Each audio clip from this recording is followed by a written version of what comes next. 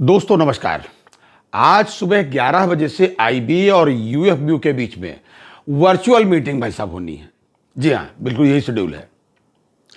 AIBA के general secretary जो CH Venkatachalam साहब हैं, उन्होंने अपने मैसेज में ये शेयर करके बताया है।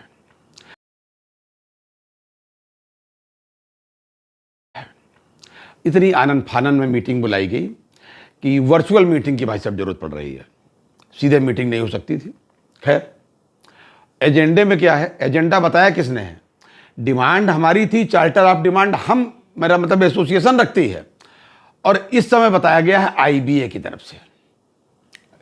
अब हमको अपनी हैसियत का अंदाज़ा लगा लेना चाहिए, ये एसोसिएशन की हैसियत क्या बची है। दो मुद्दे भाई साहब उधर से बताए गए हैं। एक तो पीएलआई का, दूसरा मेडिकल इंश्योरेंस, मेरा मतलब है कि हेल्थ इंश्योरेंस का। इस पर वो डिस्कशन करेंगे, वो भी वर्चुअल, आमने सामने आंखों में आंखें डाल करके। तो कुछ शर्मो लिहाज होती है, तो कभी कभी लोग कुछ मान भी लेते हैं। अब वर्चुअल मीटिंग में कौन कितना मानेगा और क्या मानेगा, मुद्दे तो यही हैं। और उनके दिए हुए हैं तो वो पहले से डिसाइड करके आए होंगे कि हमको क्या करना है क्या नहीं करना है। भाई साहब 8 मार्च 2024 को जब ये 12th बाईपार्टाइट सेटलमेंट आपका बीपीएस साइन हुआ, मेरा मतलब जॉइंट नोट साइन हुआ, उसमें टाइम दिया गया था कि भाई 6 मंथ में बाकी रेजिडुअल इश्यूज जो है वो सॉल्व करने हैं। जो मुद्दे बच जाते हैं उनको एक लिस्ट बना करके रखा जाता है दस्तखत करके कि ये रेजिडुअल इश्यूज में हैं। उनमें जो महत्वपूर्ण मुद्दा होता है, जो सेंसिटिव बातें होती हैं, वो पहले डिसाइड होती हैं। ये उसका नियम है, लेकिन ऐसा कुछ भी नहीं हो रहा है। तो हमको अपनी एसोसिएशन का पैनापन, उसकी धार, उसका अंदाज़ा लगा लेना चाहिए और लाइन ऑफ एक्शन हमको उसी हिसाब से तय करना चाहिए। अब मुद्दे तो उनके द्वारा दिए गए हैं कि भाई साहब मेडिकल इंश्योरेंस पे बात कर लीजिए, पीएलआई पे बात कर लीजिए। कोई भाई साहब जो है किसी महत्वपूर्ण मुद्दे पर बात नहीं हो रही, 5 डेज पर भाई साहब बात नहीं हो रही, चलिए ठीक है, पीएलआई पे आप बात करिए, हेल्थ इंश्योरेंस पे बात करिए, कहाँ कोई मना कर रहा है, बात तो करिए। और भी बात करिए, पूरा दिन बाकी है भाई साहब। एक तो आप सीधे सीधे बात आंखों में आंखें डाल के करिए, मेरा मतलब सामने मीटिंग होती तो ज़्यादा अच्छा था।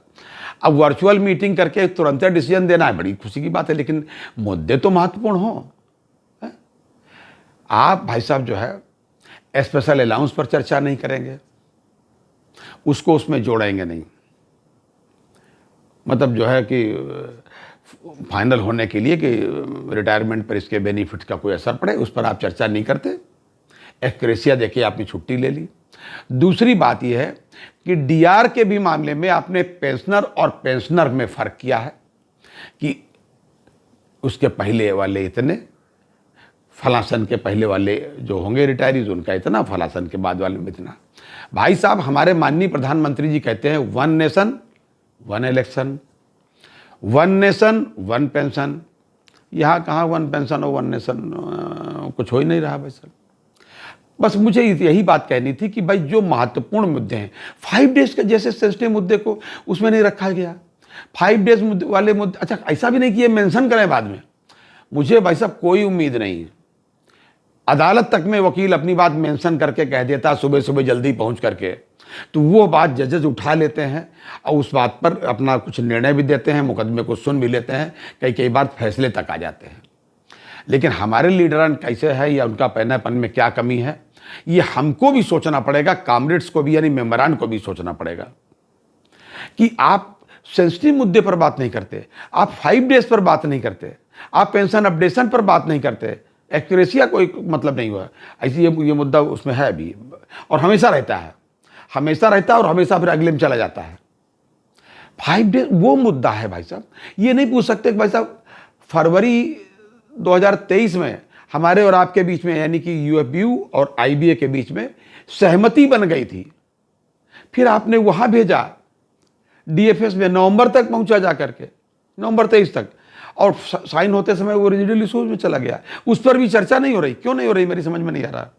एक ही बात मुझे तो यही समझ में आता है कि आपके बीच का कोई जो है नुमाइंदा अभी तक लोकसभा में नहीं है। आपकी बात उठाएगा कौन? और जो भी ये लोग बात करेंगे, मैं सबसे पहले आपको बताने का प्रयास करूंगा। तब तक के लिए इजाजत दीजिए। जय हिंद, जय भारत। नमस्कार।